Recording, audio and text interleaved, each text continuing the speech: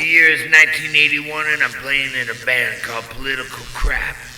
We're asked to open up for another band on Sunday night at the infamous Cuckoo's Nest, now defunct. We suit up and show up for the sound check. We play and the promoter goes, "Wow, you cats can kinda play. You're headlining tonight." We freak out and go back to the rehearsal room and bottoms up and quaaludes down. Needless to say, we show up for the show staggering.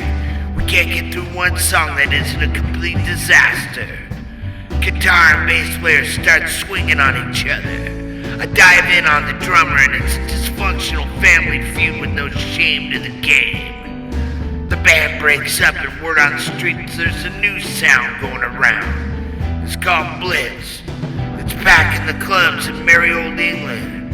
Darby Crash just got back and was hanging out with the now hippest underground act that Malcolm McLaren was managing called Adam and the Ants. Complete with mohawk and black jumpsuit and feathers hanging off it. We want to know what the hell Darby knows.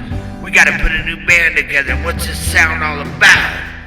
Well, it emerged from the roots of Bowie, Roxy Music, and the Velvets with Visage. No sex with sex. Girls look hot and boys like girls.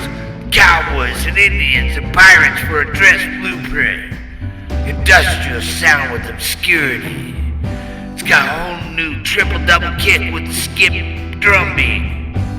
It's new in the same fucks and dub punk with new wave. Dub blitz with new romantic.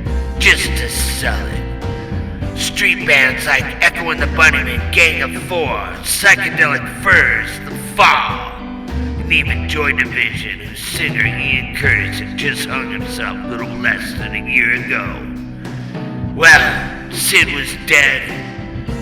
Darby died. Looked like 22 is about the punk rock old age for this time.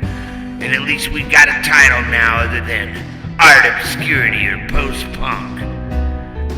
We found out that the dead soldiers of Vietnam were filed under 17, so we called our new band File 17. We supported the Misfits at that very same venue later that year. Glenn Danzig was mocking my dance moves to our white funk sound. We were looking at them like, you monsters are so behind. Cool, man. Now I can see we're gonna get beat up by all the same jocks, bikers, surfers, and modern cowboys that are just discovering punk. And the charge and the new rockabilly movement had just come to the West Coast. All these meatheads were on it. Most had read about all the punk violence and the chauffeur stabbings at and not at the shows, or they'd been kicked off the team, bought a new leather jacket on mommy's credit card, and they'd just skin or pompadour their hair. They'd hit the clubs and we were there, in our Visage vests and English riding pants, ruffled shirts and pointed purple nicks. They'd go, "What the fuck are you, a fucking homo?" The same words that came out of their mouths towards our ratted suits and hair less than a year back. Free to be what you want to be, I choose to live by then and now. People that get out of the herd have to deal with the sheepdogs.